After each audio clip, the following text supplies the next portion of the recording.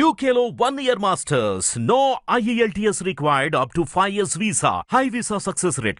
Hit TV YouTube channels లో మీ వ్యాపార ప్రకటనలకు మరియు ప్రమోషనల్ ఇంటర్వ్యూస్ కోసం వెంటనే సంప్రదించండి. 21 సీట్లు గెలిచారు.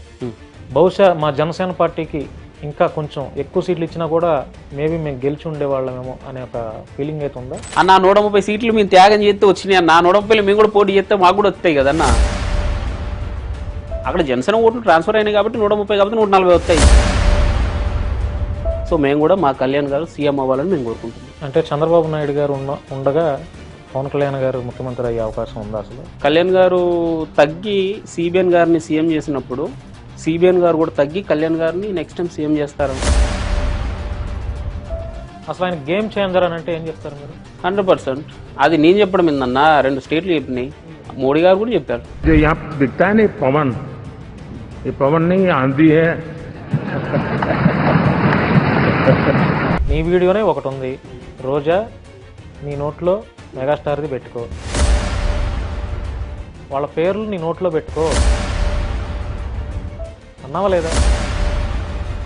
బాధ్యతలో ఉన్నావు, పదవిలో ఉన్నావు, ఒక మినిస్టర్ నువ్వు హెరిటేజ్ పెట్టుకో, నోట్లో పెట్టుకో ఏందన్న? మళ్ళా ఆడా మేము మరి ఆడ ఒక బుద్ధి ఉండాలి కదా ముందు. మరి ఆ బుద్ధి ఆవిడకి లేనప్పుడు నేనేం చేయాలన్న? మగడు నాకే అసహ్యంగా ఉందన్న చెప్పాలంటే. ఆ హెరిటేజ్ ఏంది? జనసేన పార్టీకి కళ్యాణ్ దిలీప్ శంకర, రాజేష్ మహాసేన ఇద్దరు వైసీపీ మీద ఇష్టం వచ్చినట్టు మాట్లాడి ఎలక్షన్కి ఇంకొక నెల రోజుల ముందనంగా కంపల్సరీగా మళ్ళీ వైఎస్ఆర్సీపీ అధికారంలోకి వస్తుంది, వైఎస్ జగనే ముఖ్యమంత్రి అవుతాడని చెప్పి వీళ్ళిద్దరూ మళ్ళీ మాట్లాడారు. జగన్ రెడ్డి ఇచ్చిన సంక్షేమ పథకాలే జనంలోకి గట్టిగా వెళ్ళినట్టు కనపడతా ఉన్నాయి. ఆ 10,000 మీద డిపెండ్ అయ్యే జనాలు ఎక్కువ కనపడతా ఉన్నారు ప్రస్తుతం. ఇప్పుడు జనసేనని ఏందైనా ఓడిస్తా అన్నాడు. మరి అలాంటి పర్సన్ని టీడీపీ వాళ్ళు దగ్గర చేర్చుకొని కూర్చోబెట్టిళ్ళు. రాజేష్ మహాసేనని రాష్ట్ర అధికార ప్రతినిధి పోస్ట్ నుంచి కూడా పీకేయాలి అనేదేనా మీ ఉద్దేశం? టీడీపీకి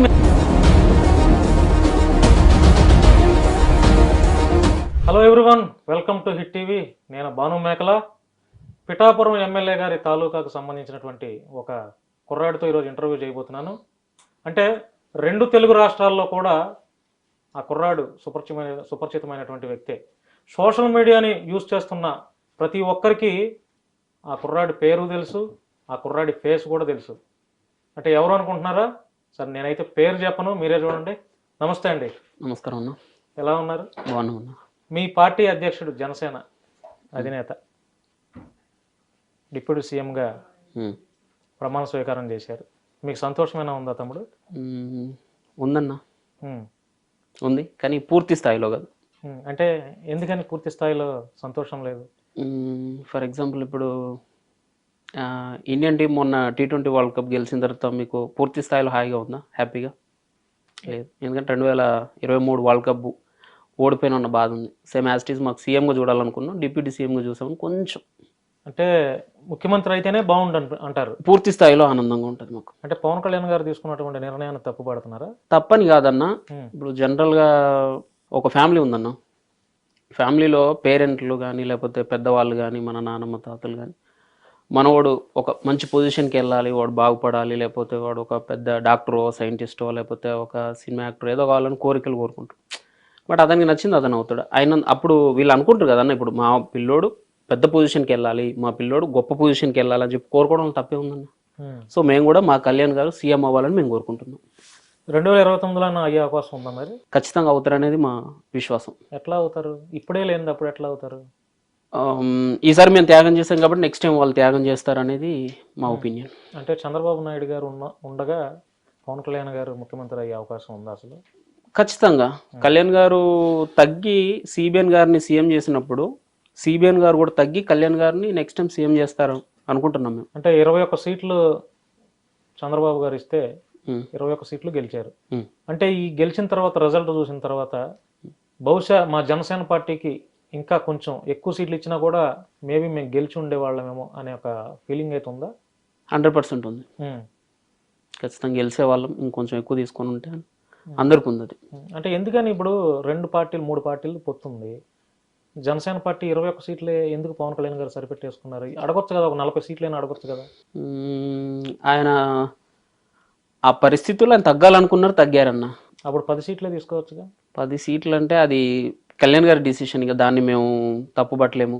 ఆయన 21 సీట్లు కరెక్ట్గా ఉన్నాం మనం అని చెప్పి అన్ని సర్వేలు తీసుకొని ఆయన 21 తీసుకున్నారని మేము అనుకుంటున్నాం. కానీ ఇంకొంచెం ఎక్కువ తీసుకుని ఉంటే బాగుండేది అనేది మా ఒపీనియన్. ఎక్కువ సీట్లు తీసుకున్నా కూడా గెలిచే అవకాశం ఉంది. 100% ఉంది. 100% ఉంది. తెలంగాణలో జనసేన పార్టీని కూడా ఇప్పుడు మళ్ళీ కొత్తగా ఇక్కడ కూడా బలపడేలాగా ఏదో ఒక ప్లాన్ అయితే చేస్తున్నది. అది మీ నోటీసులో ఏమైనా ఉందా? ఉందా? అంటే ఒక జనసేన లేకపోతే తెలుగుదేశం మళ్ళీ ఇక్కడ కూడా పొత్తులతోనేనా? చెప్పలేమన్నది ప్రస్తుతం. కాకపోతే మా తెలంగాణ ముందు నుంచి మేము అనుకున్నదల్లా ఒకటి, ఇక్కడ నుంచి ముందు 2 పడవల ప్రయాణం ప్రస్తుతం మంచిది కాదేమో. కాబట్టి ముందు ఆంధ్రప్రదేశ్లో మన అడుగు బలంగా పడిన తర్వాత తెలంగాణలో పూర్తి స్థాయిలో పార్టీని బలోపేతం చేయాలి గ్రౌండ్ లెవెల్ నుంచి అనేది ముందు నుంచి మేము అనుకుంటున్నాం. కాబట్టి ప్రస్తుతం అయితే 21 సీట్లతోటి 2 ఎంపీలతోటి కళ్యాణ్ గారు డిప్యూటీ సీఎంగా ఆంధ్రప్రదేశ్లో బాధ్యతలు చేపట్టారు. కాబట్టి ఇప్పుడు తెలంగాణలో కంపల్సరీ మా అడుగు గట్టిగా పడుతుంది. ఇప్పుడు ఆంధ్రాలో జనసేన బలపడింది అనుకుంటున్నారా? 100% పడింది. కాబట్టే సిబిఎన్ గారు అంత ఈజీగా సీఎం అయ్యారు. వైసీపీ 11 సీట్లకే భూస్థాపితం అయిపోయింది. అంతా పవన్ కళ్యాణ్ గారి వల్ల సాధ్యమైందా? ఆయన చరిష్మానే అక్కడ పనిచేసింది అనేది మా విశ్వాసం. అంటే చంద్రబాబు నాయుడు గారు వేస్ట్ అనమాట. వేస్ట్ అని నేను చెప్పలేదన్నా, నేను కళ్యాణ్ గారి గురించే మాట్లాడినా. ఆయనను చూసి పడే ఓట్లు ఆయనకు చూసి పడి కళ్యాణ్ గారు తగ్గడం వల్ల అంత భారీ మెజారిటీ వచ్చింది, వైసీపీ భూస్థాపితం అయిపోయింది. అంటే టోటల్ గా మొన్న జరిగినటువంటి ఎలక్షన్స్ లో టోటల్ గా పవన్ కళ్యాణ్ గారి వల్లే అన్ని సీట్లు వచ్చినాయి తెలుగుదేశానికి, బీజేపీ కూడా గెలిచింది. అసలు ఆయన గేమ్ చేంజర్ అని అంటే ఏం చెప్తారు మీరు? 100%. అది నేను చెప్పడం ఏందన్నా, 2 స్టేట్లు చెప్పినాయి, మోడీ గారు కూడా చెప్పారు. దాంట్లో గేమ్ చేంజరే 100%. తమ్ముడు, ఇప్పుడు నువ్వు తెలంగాణలో ఉన్నావు, నువ్వు తెలంగాణకి పరిమితం. అంటే ఎందుకని ఇంతమంది పొలిటికల్ లీడర్లు ఉండగా పవన్ కళ్యాణ్ గారిని ఎందుకు నువ్వు అభిమానంగా చూస్తున్నావు? ఆయన్నే ఎందుకు అభిమాన నాయకుడిగా నువ్వు నీ మనసులో స్థానం సంపాదించుకున్నావు? పవన్ కళ్యాణ్ గారిని చిన్నప్పటి నుంచి ఆయన సినిమాలు చూస్తూ పెరిగామన్నా, ఓపెన్లీ చెప్పాలంటే. తర్వాత ఆయన పాలిటిక్స్లోకి వచ్చారు. ఆయన వచ్చేటప్పటికి రాజకీయం అంటే నేను అనుకున్నది ఏంటంటే, రాజకీయం అంటే డబ్బున్నోళ్ళే చేయాలా. ఫ్యామిలీలో తాతలో తండ్రులో వాళ్ళు ఆల్రెడీ పొలిటికల్గా సెటిల్ అయి ఉంటేనే కొత్తగా వాళ్ళ కుర్రోళ్ళు, వాళ్ళ పిల్లలు, మనవాళ్ళు కానీ వాళ్ళు రాజకీయాల్లోకి అడుగుపెట్టడానికి అవకాశం ఉంటుంది. తప్పితే మనలాంటి సామాన్యులు, ఒక రైతు కుటుంబానికి సంబంధించిన వాళ్ళు కానీ, లేకపోతే కూలి పని చేసుకునే వాళ్ళు కానీ, ఇలాంటి వాళ్ళకి రాజకీయం అనేది చాలా దూరం అనేది మా అందరి ఒపీనియన్. కానీ కళ్యాణ్ గారు రాజకీయంలోకి అడుగు పెట్టిన తర్వాత ఈ అందరి ఒపీనియన్ మొత్తం చేంజ్ అయిపోయింది. సామాన్యుడు కూడా రాజకీయం చేయొచ్చు, సామాన్యుడు కూడా క్వశ్చన్ చేయొచ్చు, సామాన్యుడు ప్రశ్నించవచ్చు అనేది మా అందరికీ ధైర్యాన్ని ఆయన ఇచ్చిళ్ళు. ఆయన స్పీచ్ల ద్వారా, ఆయన మాటల ద్వారా, ఆయన ప్రవర్తన ద్వారా మాకందరికీ బలాన్ని ఇచ్చారు. కాబట్టి ధైర్యాన్ని ఇచ్చారు. కాబట్టి నాకు ఆయన మీద బాగా ఎక్కువ ఇష్టం. అందువల్లే. ఎన్నిసార్లు కలిసి ఉంటావు పవన్ కళ్యాణ్ గారు? Only 1 time. ఎప్పుడు కలిసావు? 2021. ఈ మధ్య కాలంలో ఏం కలవలేదా? అంటే గెలిచిన తర్వాత ఆయన దూరం నుంచి చూడడమే కానీ దగ్గరికి వెళ్ళి. అంటే ఎందుకని అంత, అంటే ఏమైనా కారణాలు ఉన్నాయా? లేకపోతే ఆయన చుట్టూ జనాలు ఎక్కువ ఉంటారన్న, ఆ తాకిని తట్టుకొని వాళ్ళందరూ దాటుకొని దగ్గరికి వెళ్ళడం అంటే చాలా కష్టం. కాబట్టి దూరం నుంచి చూడడమే ఇష్టపడ్డా, దూరం నుంచి చూస్తాను. నేను జనసేన పార్టీలో ఉన్నటువంటి నాగేంద్ర బాబు గారు కానీ, నాదెండ్ల మనోహర్ కానీ, వీళ్ళు కీలకంగా వ్యవహరిస్తూ ఉన్నారు. వీళ్ళతో క్లోజ్ రిలేషన్ ఉందా మీకు? అంటే మీకు ఇప్పుడు మీరు జనసేన పార్టీ కోసం ప్రాణాలు కూడా తెగించేసి ఫైట్ చేస్తున్నారు కదా, ఈలోపు ఈ కోవలో మీ మీద కూడా కేసులు, లేకపోతే మీ మీద దాడులు ఇవి కూడా జరుగుతాయి. మీరేమో తెలంగాణ వాసి, జనసేన పార్టీ పూర్తిగా ఆంధ్రాకి పరిమితం.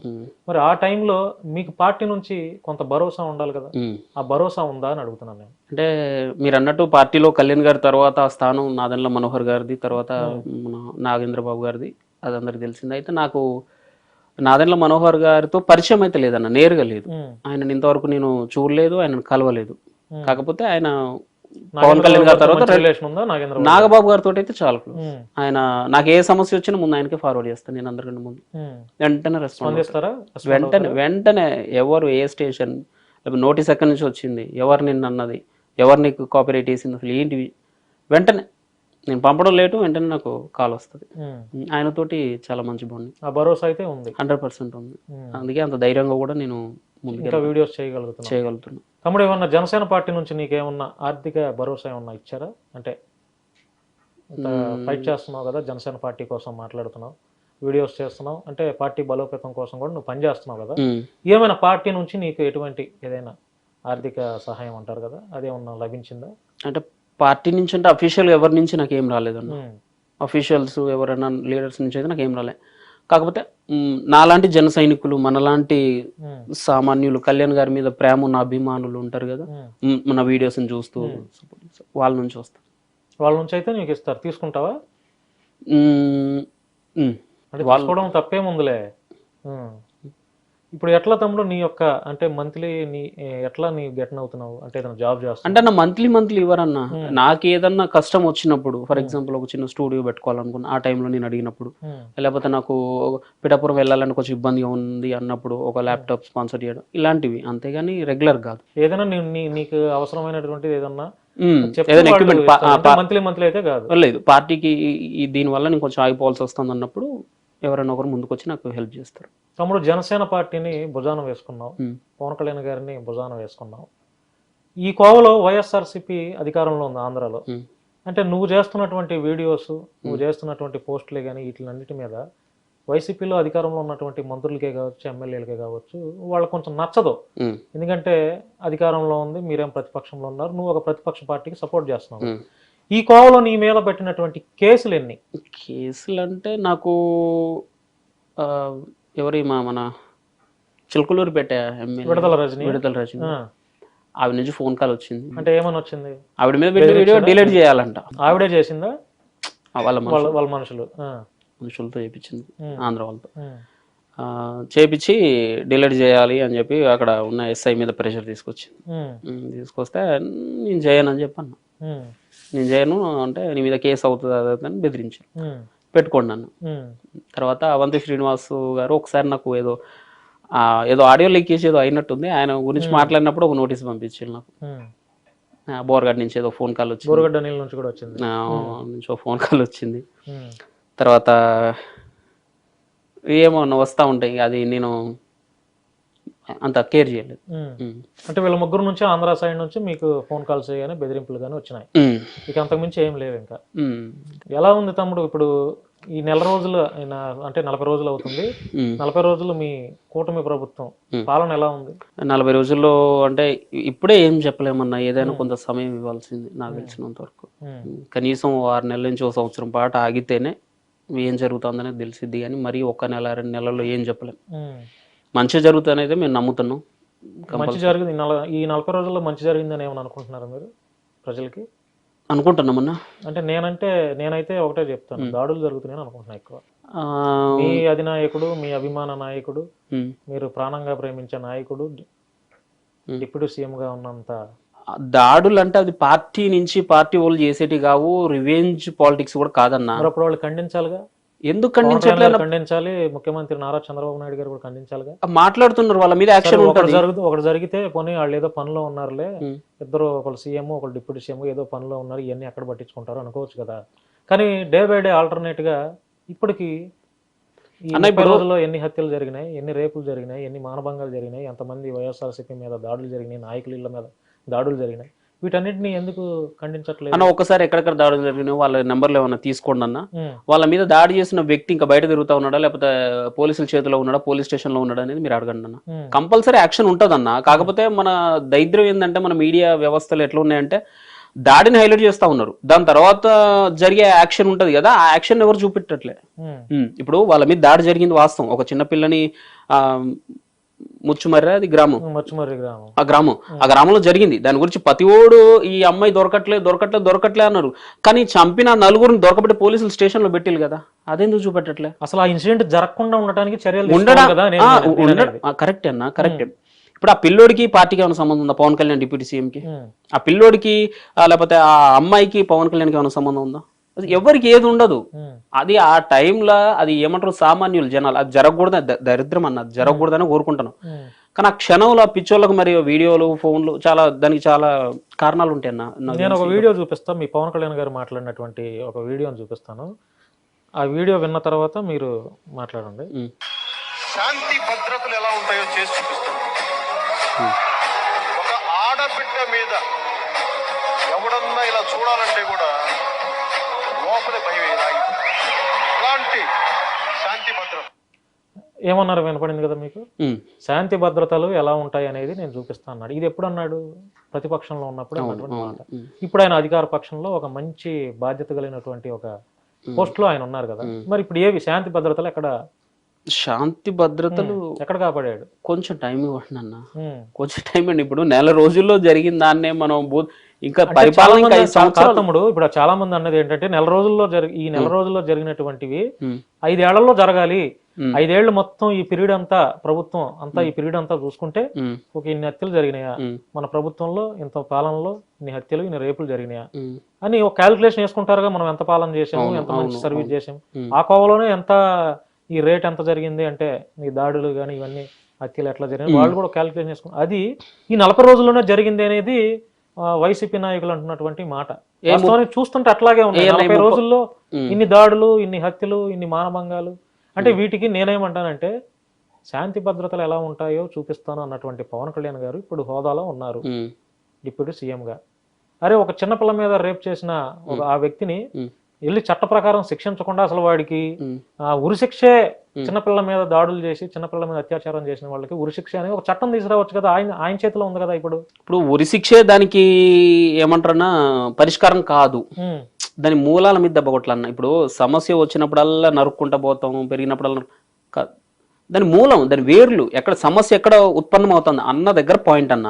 ఆ పాయింట్ ని పట్టుకోవడానికి కళ్యాణ్ గారు ట్రై చేస్తా ఉన్నారు. ఆయన వచ్చి 1 నెల అయింది, ఇంకొంచెం టైం ఇద్దాం. ఇప్పుడు అది జరిగిన తప్పే, ఆ 4 అమ్మాయిలు తప్పే, తర్వాత మీరు అన్నట్టు అది ఏంది వాళ్ళు నరుక్కున్న తప్పే, ఇవన్నీ తప్పులే. వాళ్ళ మీద కంపల్సరీ యాక్షన్ ఉంటుంది. కాకపోతే దాని మూలాలను వెతికే పనులు అయితే ఉన్నారు. ఇప్పుడు ఆ పిల్లలు చేసిన దానికి రీజన్ ఏంది నాకు తెలిసినంత మొబైల్ చూడడం. ఫస్ట్ ఆఫ్ ఆల్ మొబైల్లో వాళ్ళకి నచ్చిన సిరీస్ చూసుకోవడం, వైలెన్స్ని ఎంకరేజ్ చేయడం, కొంచెం ఏమంటారు 18+ కంటెంట్లు చూడడం, దీనివల్ల వాళ్ళు ప్రభావితం అయ్యి ఇట్లా చేస్తూ ఉన్నారు. సో దాన్ని కొంచెం అరికట్టే ప్రయత్నం చేయాలి. ఆ పరంగా ఆయన మూలాలని అంతం చేయడానికి ట్రై చేస్తూ ఉన్నారు. కాబట్టి కొంచెం టైం పడుతుంది అన్న. అంటే తమ్ముడు ఉరిశిక్ష వేస్తే చిన్న పిల్లల మీద తమ్ముడు ఇప్పుడు ఒక వయసు కలిగిన వారి మీద అత్యాచారం చేశారంటే సరే అనుకో. పసిపిల్లల్లో ఏం చూస్తున్నారు ఈ మానవ మృగాలు? అలాంటి వారిని పసిపిల్లల మీద అత్యాచారం చేసిన వాళ్ళని నేరుగా ఉరిశిక్ష తీస్తే దానికి అందరూ పార్టీలతో సంబంధం లేకుండా వైసీపీ వాళ్లే కానీ, జనసేన కానీ, బీజేపీ, సిపిఎం, సిపిఐ, మనిషి అన్నవాడు, భూమి మీద నివసించే మనిషి అన్నవాడు ప్రతి ఒక్కడు కూడా ఆయన తీసుకున్న నిర్ణయానికి, అది ముఖ్యమంత్రి గారు అవ్వచ్చు, పవన్ కళ్యాణ్ గారు తీసుకున్న నిర్ణయాలకి అందరూ హ్యాట్స్ ఆఫ్ కొట్టాల్సింది అన్న. టు బీ ఫ్రాంక్ చెప్తానా, మీరు అన్నట్టుగా అదే ఉరిశిక్ష పిల్లలకో లేకపోతే ఇంకోటికో వేస్తే ఇదే మానవ హక్కుల కమిషన్ కానీ, ఇదే హ్యూమన్ రైట్స్ కానీ వాళ్ళ మీద ఏ రకంగా మీరు శిక్ష చేసిల్లని చెప్పి వాళ్ళే మళ్ళీ రోడ్ల మీదకి వస్తారు. ఆ పిల్లల మీద మళ్ళీ మనమే సింపతి చూపిస్తాం. ఇన్స్టెంట్ గా చేసినంత మాత్రం దానికి రిజల్ట్ రాదు. ఆ లేతప్పు చేసేలో వాళ్ళు రియలైజ్ అవ్వాలి. అయిన తర్వాత వాళ్ళకు కంపల్సరీ పనిష్మెంట్ ఉంటుంది. అది ఏ స్థాయిలో అనేది వాళ్ళు ఏ రకంగా చేసి దేనికైనా ఉంటుందని. ఇప్పుడు లిమిట్, ఇప్పుడు ఊరికే ఒకటి మీద రాయడం వేరు, కారణం చేత రాయడం వేరు. సో దాన్ని తెలుసుకుంటా ఉన్నారు. అది తెలుసుకున్న తర్వాత కంపల్సరీ దాన్ని బట్టి ఆ యాక్షన్ అయితే ఉంటుంది. అప్పటిదాకా వేచి చూద్దామంటాను నేను. కొంత టైం కావాలంటారు కంపల్సరీ అన్న. ఇప్పుడు అవతల సైడ్ ఇప్పుడు అన్న, ఇప్పుడు ఆ పిల్లల్ని, ఇప్పుడు ఫర్ ఎగ్జాంపుల్ నేను మళ్ళీ చెప్తాను, ఆ పిల్లల్ని ఇన్స్టెంట్ గా వాళ్ళని లేపేయాలని మీరు అంటున్నారు. ఆడపిల్ల మీద, చిన్నపిల్ల మీద చంపేసిన ఇన్స్టెంట్ గా లేపేద్దాం అంటారు. లేపేయాలంటే లేకపోతే వాళ్ళ మీద ఉరిశిక్ష వేయాలన్నా కూడా, ఎక్కడికి ఏమంటారు మన కోర్టు దగ్గర తీసుకుపోయాలన్నా కూడా వాళ్ళ తరపున కూడా ఒక అడ్వకేట్ వస్తారన్న. వాళ్ళ తరపు నుంచి కూడా వాదించే వాళ్ళు ఉన్నారు. వాళ్ళ తరపున మా పిల్లలు తెలిసి తెలవ చేసిల్లని చెప్పి వెనకేసుకొచ్చేటోళ్ళు కూడా. అంటే అభంశబంధులైన పసిపిల్లల మీద అత్యాచారం చేసిన వాడి వెనక కూడా ఉంటారు వాదించడానికి లాయర్లు వస్తారు కదా, వస్తారన్న, కంపల్సరీ వస్తారు. అది కూడా రాకుండా చేయాలి. అసలు నేను వాస్తవం మాట్లాడాలంటే ఇట్లనే ఉంటుంది. పెంచుకుంటూ పోతా ఉంటే చైనా ఎక్కడికి వెళ్ళిపోద్ది. నేను అదే చెప్తాను. కాబట్టి వాళ్ళ వైపు కూడా అడ్వకేట్లు, లాయర్లు వస్తారు. మరి అట్లా రాకుండా ఉంటే బాగుండేది. కానీ వాళ్ళు కూడా వస్తారు కదా. ఏమంటారు వాళ్ళు, మా వృత్తి ఇది అంటారు. ఎక్కడ ఎవరిని అంత ఈజీగా లేపడానికి ఛాన్స్ లేదు. కాకపోతే దాని మూలాలను మాత్రం వెతుకుతా ఉన్నారు. కంపల్సరీ కొద్దిగా టైం ఇద్దాం, ఒక 6 నెలలు అట్లా ఇచ్చిన తర్వాత. మీరు అన్నారు కదా ఇది ఇట్లా జరుగుతూ ఉంటే మీరు మీ నాయకుడు ఇది చేస్తా కంపల్సరీ నేనే మళ్ళీ అడుగుతాను. నువ్వు ఆ రోజు ఇట్లా చెప్పినావు అట్లా చెప్పినావు, మరి ఇప్పటికీ అదే జరుగుతుంది కదా అని ఒక 6 నెలలు టైం ఇవ్వండి, నేనే అడుగుతాను, ప్రశ్నిస్తాను కంపల్సరీగా 100%. తమ్ముడు ఇప్పుడు నువ్వు గతంలో శ్రీరెడ్డి గురించి 2-3 వీడియోస్ చేసావు. అంటే నీతో పాటు చాలా మంది కూడా శ్రీరెడ్డి మీద వీడియోస్ చేశారు. అసలు ఈ అమ్మాయి సభ్య సమాజంలో తలదించుకునేలా ఈ యొక్క బిహేవియర్ ఉంది అని చెప్పి. ఇప్పుడు నిన్న ఒక బ్రేకింగ్ న్యూస్ చూసాం మనం. శ్రీరెడ్డి మీద కర్నూలు జిల్లాలో పోలీస్ కేసు అయితే నమోదైంది. మరి మేబీ అన్ని అనుకున్నట్టుగా పోలీసు వాళ్ళు అనుకున్నట్టుగా ఈ రోజు రేపు శ్రీరెడ్డిని అరెస్ట్ చేసే అవకాశాలు ఉన్నాయి అని అంటున్నారు. అంటే శ్రీరెడ్డిని అరెస్ట్ చేయొచ్చా అంటే లీగల్ గా చేస్తే మంచిదే. ఎందుకని? మీ పార్టీ మీద వ్యతిరేకంగా మాట్లాడుతున్నారు? అలా అని కాదన్న, ఇప్పుడు ఆడోళ్ళని తిడతా ఉంది వీకే ఆమె మీద, అందుకే లీగల్ యాక్షన్ తీసుకోవాలంటాను నేను. ఇప్పుడు మా పార్టీ పవన్ కళ్యాణ్ గారును ఆయన కుటుంబాన్ని తిట్టిందని కాదు. ఇప్పుడు హోమ్ మినిస్టర్ ఉంది వనిత గారు వంగలపూడి, ఆమె మీద కూడా ఆవిడ చాలా ఘోరంగా మాట్లాడింది.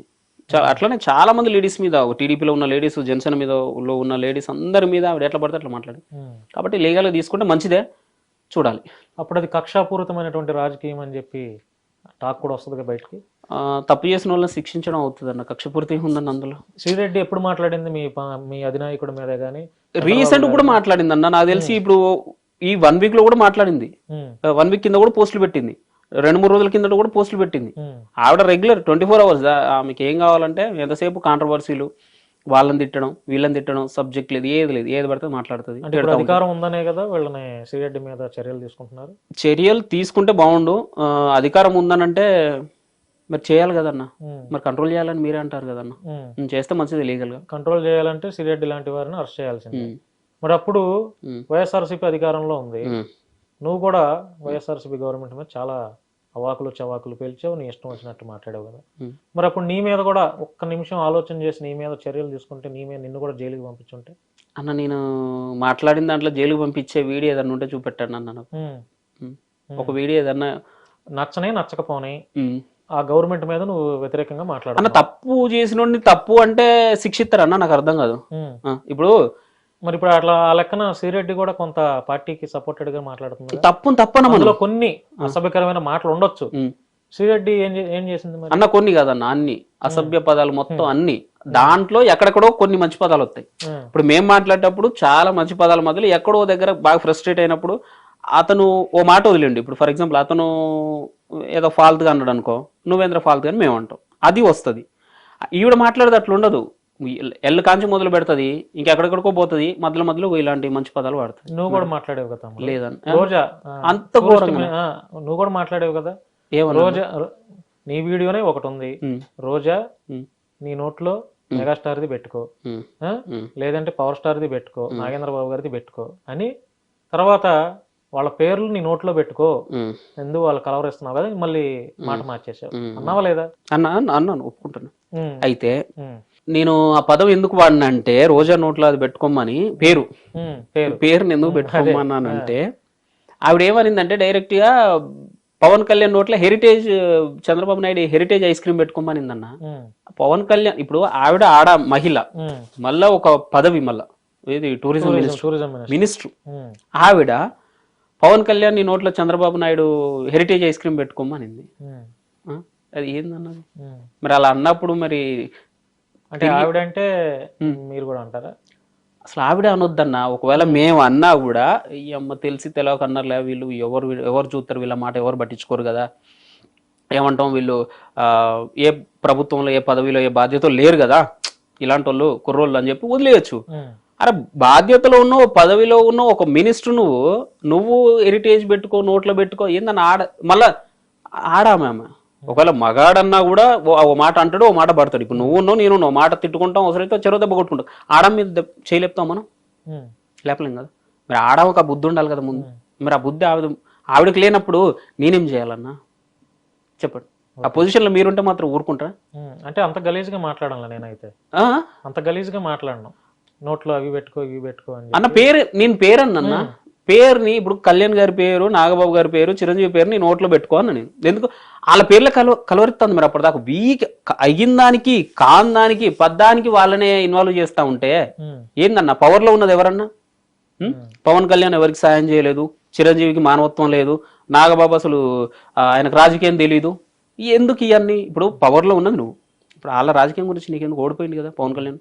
చిరంజీవి పాలిటిక్స్ వదిలేసింది కదా, నాగబాబు గారు ఆయన పనాన్ని చేసుకుంటాను కదా. వాళ్ళ పేర్లు నీకెందుకు? రోజు ఇక్కడ సందర్భం కాదు కదా, వాళ్ళ లాక్కొత్తావు. మళ్ళీ ఏ పదం? అది వీకి మొగడు నాకే అసహ్యంగా ఉందన్న చెప్పాలంటే. ఆ హెరిటేజ్ ఏంది అది? మరి అట్లా అన్నప్పుడు నేను అనొద్దా? తమ్ముడు, ఆంధ్రాలో జనసేన పార్టీకి కళ్యాణ్ దిలీప్ సుంకర, రాజేష్ మహాసేన ఇద్దరు చాలా సపోర్టెడ్గా మాట్లాడారు జనసేన పార్టీ అధినేతకి. మరి ఒకానొక దశలో ఇద్దరు, రాజేష్ మహాసేన అవ్వచ్చు, కళ్యాణ్ దిలీప్ సుంకర ఇద్దరు వైసీపీకి ఫేవర్గా మాట్లాడారు. ఎప్పుడు? ఎలక్షన్ టైంలో. అంటే ఈ 5 ఏళ్ల పీరియడ్లో వైసీపీ మీద ఇష్టం వచ్చినట్టు మాట్లాడి, అంటే తీవ్ర స్థాయిలో ధ్వజమెత్తినటువంటి ఈ ఇద్దరు ఎలక్షన్కి ఇంకొక నెల రోజుల ముందనంగా కంపల్సరీగా మళ్ళీ వైఎస్ఆర్సీపీ అధికారంలోకి వస్తుంది, వైఎస్ జగనే ముఖ్యమంత్రి అవుతాడని చెప్పి వీళ్ళిద్దరూ మళ్ళీ మాట్లాడారు. అంటే దీని మీద నీ కామెంట్ ఏంటి? అసలు వాళ్ళు ఎందుకు అలా మాట్లాడాల్సి వచ్చింది? కళ్యాణ్ దిలీప్ మాట్లాడింది అయితే ప్రస్తుత కూటమి తీసుకున్న నిర్ణయం 21 సీట్లకు కళ్యాణ్ గారు ఆగిపోవడం, తర్వాత జగన్ రెడ్డి ఇచ్చిన సంక్షేమ పథకాలే జనంలోకి గట్టిగా వెళ్ళినట్టు కనపడతా ఉన్నాయి. ఆ 10,000 మీద డిపెండ్ అయ్యే జనాలు ఎక్కువ కనపడతా ఉన్నారు ప్రస్తుతం. కాబట్టి ఆ 10,000 లబ్ధి పొందిన వాళ్ళంతా ఓట్లు వేస్తే ఆబ్వియస్లీ జగన్ రెడ్డికి ఎడ్జ్ కనపడతా ఉంది.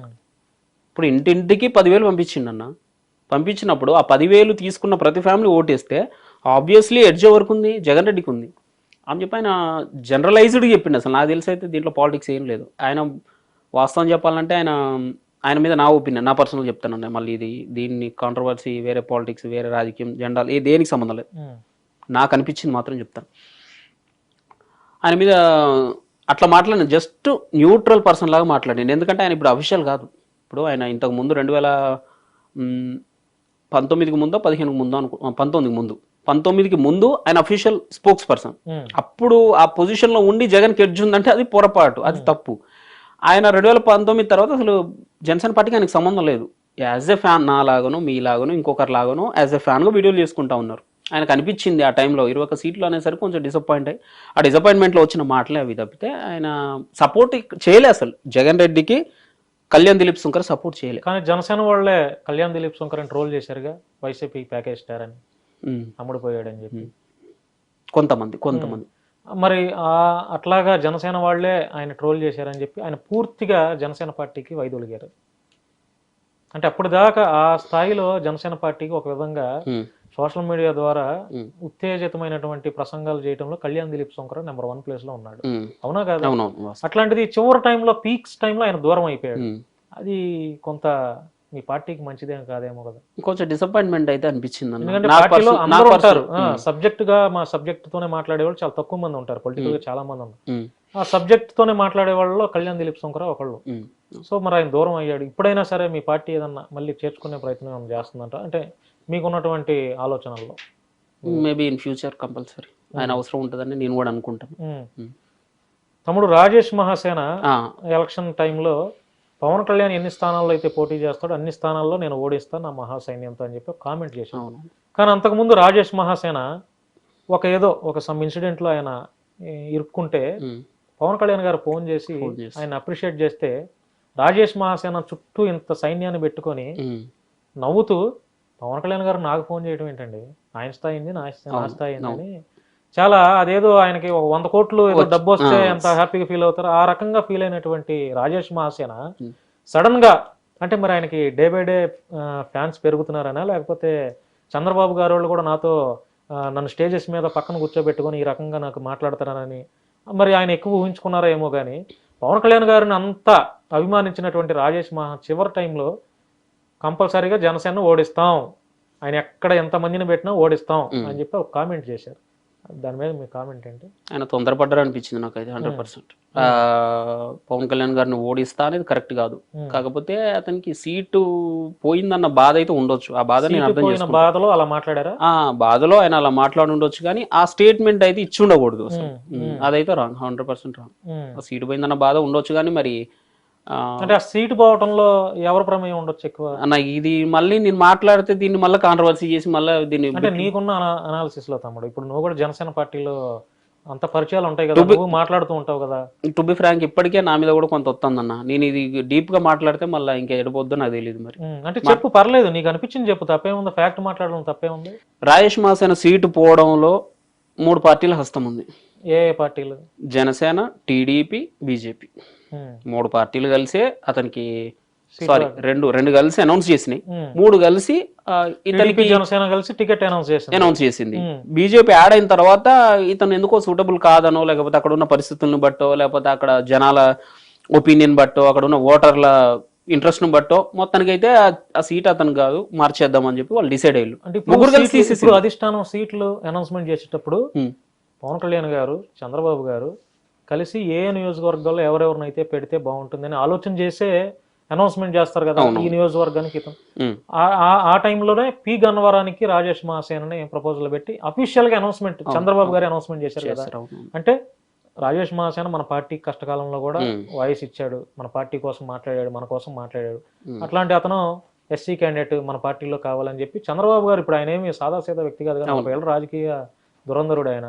అట్లాంటిదంటే ఆయన నిర్ణయం తప్పైందంటారా రాజేష్ మహాసేనకి టికెట్ ఇచ్చి తప్పైందా అంటే ఏమో మేబీ గ్రౌండ్ రియాలిటీ తెలియకనా, లేకపోతే ఆ సీట్ అనౌన్స్ చేసిన తర్వాత ఆ రేంజ్ లో నెగిటివిటీ వస్తుందని వీళ్ళు ముందు ఎక్స్పెక్ట్ చేయలేదేమో.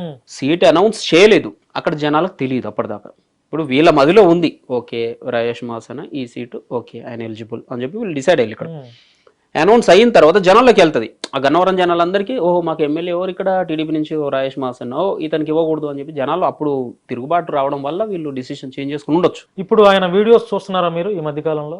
అంటే ఎక్కువగా రాజేష్ మహాసేన ఇంతకుముందు జై తెలుగుదేశం, జై జనసేన, జై చంద్రబాబు, జై పవన్ కళ్యాణ్, జై లోకేష్ అనే రాజేష్ మహాసేన ఈ మధ్య కాలం నుంచి కొంతకాలం నుంచి ఆయనకి ఎప్పుడైతే సీటు పోయిందో అప్పటి నుంచి అంటే ఆయన స్టేట్మెంట్ ఏదైతే పవన్ కళ్యాణ్ ఓడిస్తా అని చెప్పి స్టేట్మెంట్ ఏదైతే పాస్ చేశారో ఆ నెక్స్ట్ డే నుంచో ఆయన వీడియోస్లో జై చంద్రబాబు, జై లోకేష్, జై తెలుగుదేశం, జై మహాసేన అని మాత్రమే అంటున్నాడు.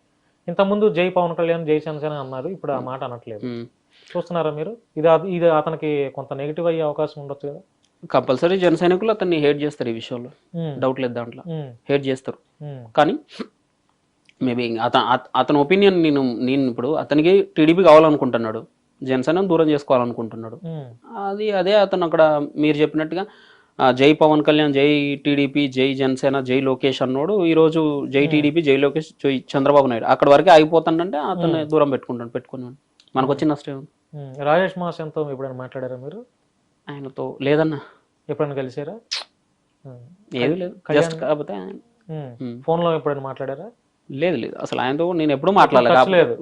కాకపోతే ఆయన వీడియోస్ నేను చూస్తాను, నా గురించి ఏదన్నా కాంట్రవర్సీ వచ్చినప్పుడు 1-2 సార్లు ఆయన అంటే ఈ బోర్గడ్ విషయంలో కొంచెం ఆయన నాకు వాయిస్ రైజ్ చేశారు, నిలబడ్డారు. ఇప్పుడు 2 days బ్యాక్ మీరు ఒక వీడియో చేశారు, అది ఆ వీడియోని రాజేష్ మహాసేన అతని ఛానల్లో పెట్టుకొని ఈ తమ్ముడు నన్ను తిట్టాడా పొగిడాడా మీరే కామెంట్ రూపంలో తెలియజేయండి అని చెప్పాడు. అంటే నువ్వు మాట్లాడింది అతనికి అర్థం కాలేదనా, లేకపోతే ప్రజలకు చూపించాలనా, లేకపోతే ఏంటి అసలు ఆ వీడియోలో సారాంశం ఏంటి?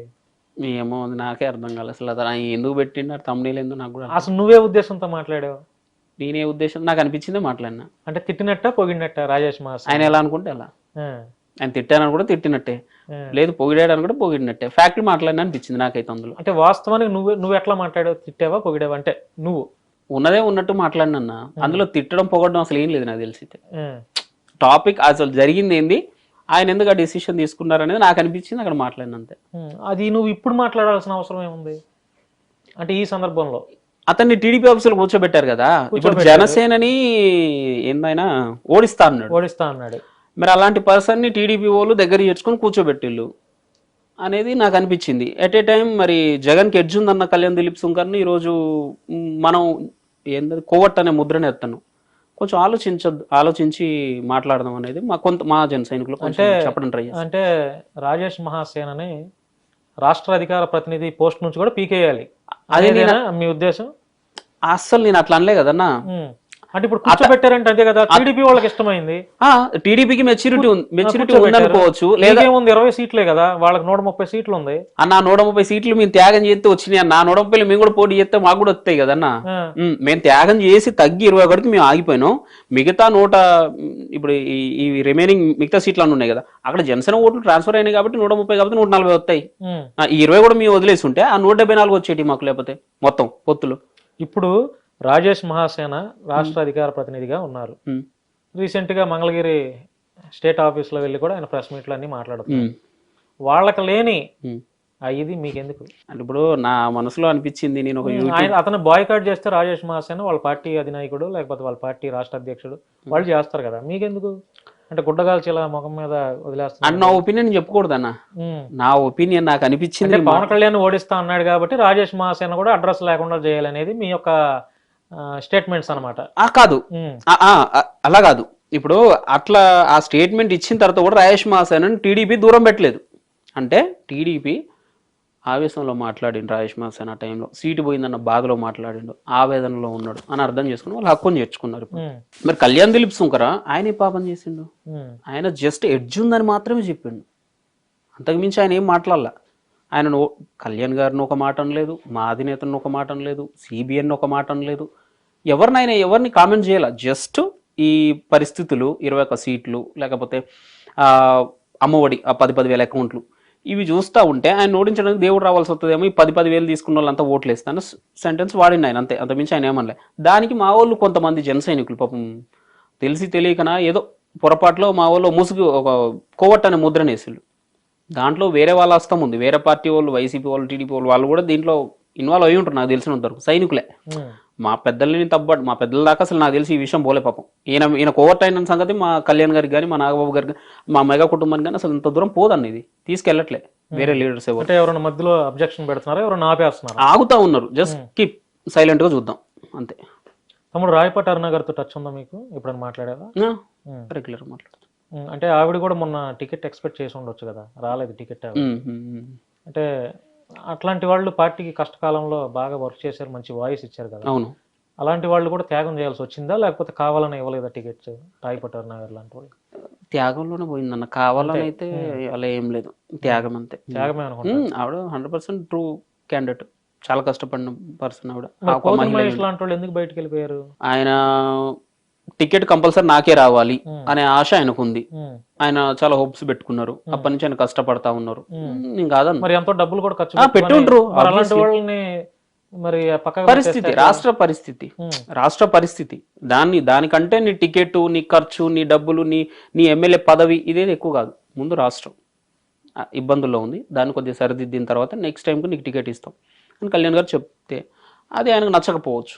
దానివల్ల ఆయన అప్పుడు మీ అధినాయకుడు పవన్ కళ్యాణ్ గారు పోతిన మహేష్ని పిలిచి, మహేష్ నీకు ఇప్పుడు ఈ పదవి, నీకు టికెట్ కాదు, మన గవర్నమెంట్ వచ్చినాక మీకు మంచి నీ గుర్తింపు మేము ఇస్తాం, నువ్వు పడిన కష్టానికి మేము చేయాల్సిన న్యాయం చేస్తాం అని ఒక మాట చెప్పుంటే పోతిన మహేష్ పార్టీ విడిచి వెళ్ళేవాడా?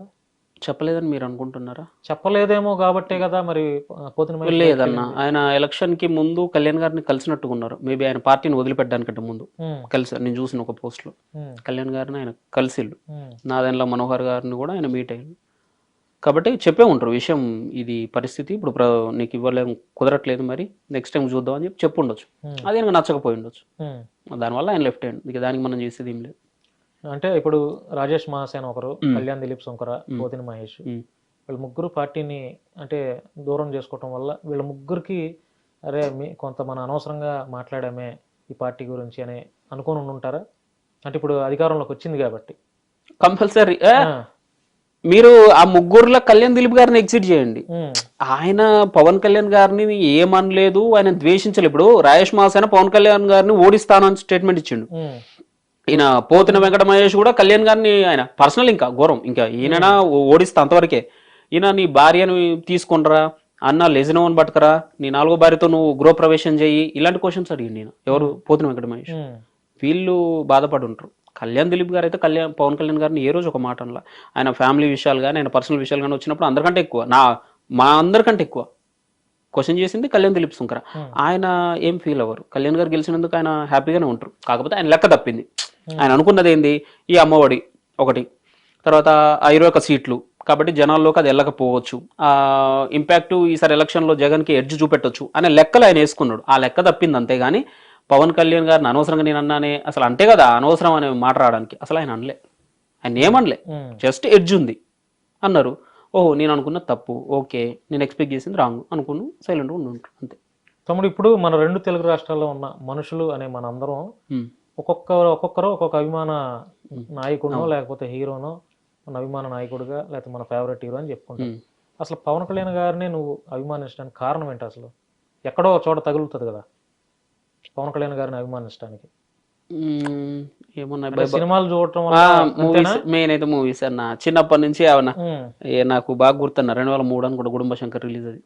నేను అప్పుడు స్కూల్కి అప్పుడే పోతున్నా, పేపర్లో ఆయన బొమ్మలు చూసి అరే భలే ఉన్నాడే స్టైల్గా, అది కట్టి ఇది కట్టి టీ షర్ట్లు చూసి అప్పుడు ఫస్ట్ పార్ట్లో ఉంటుందిగా, ఆ పార్ట్లో ఉండే స్టైల్ అదంతా చూసి కొంచెం ఎగ్జైట్ అయినా మనిషిని చూసి.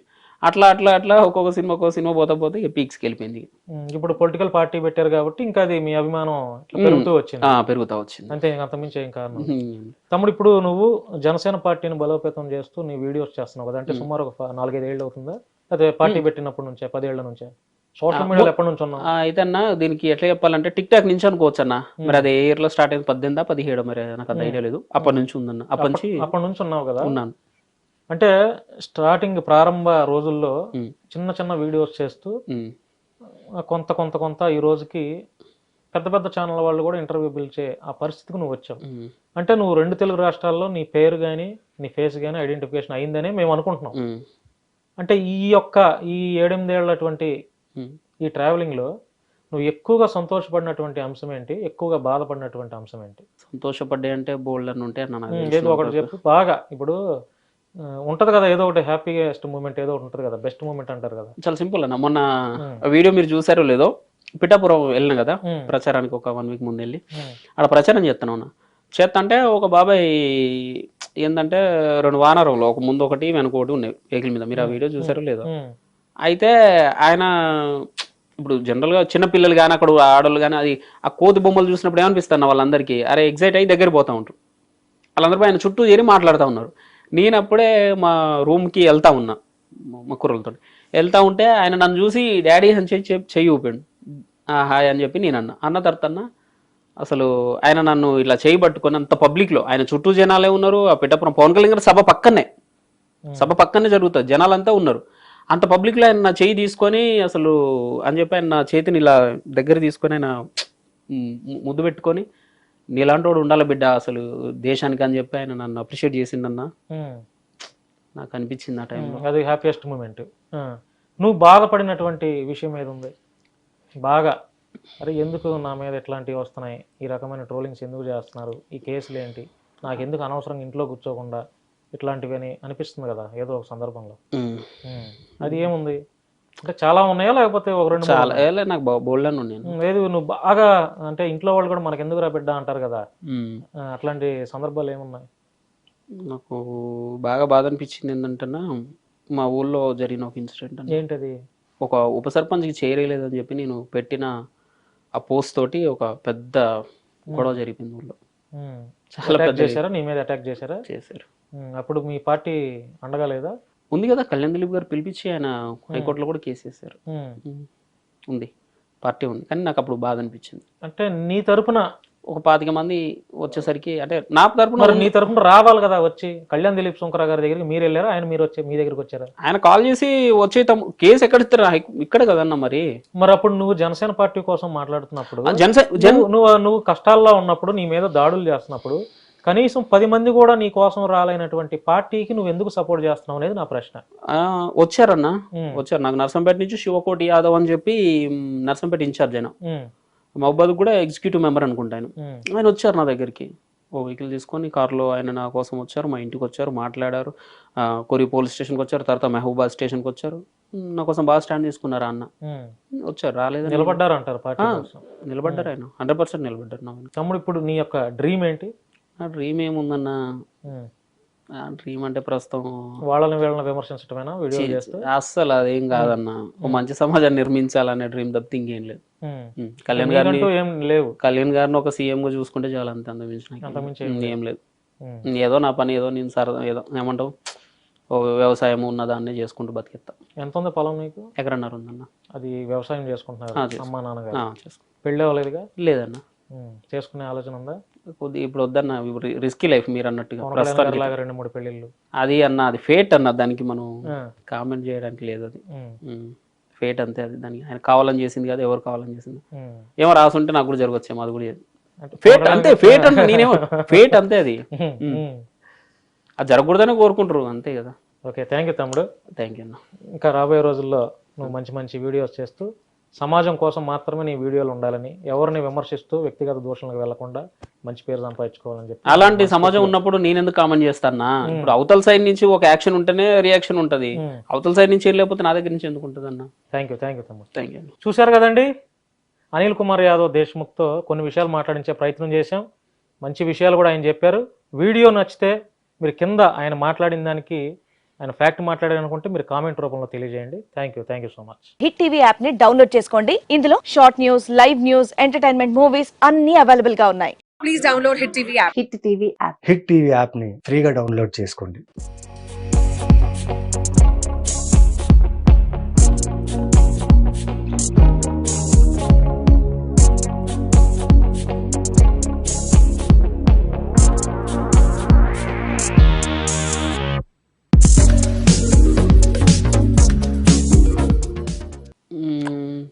అంటే సినిమాలు చూడటం వల్ల మూవీస్ మెయిన్ అయితే మూవీస్ అన్న చిన్నప్పటి నుంచి అవన్న నాకు బాగా గుర్తున్నా 2003 అని కూడా గుడుంబ శంకర్ రిలీజ్ అది.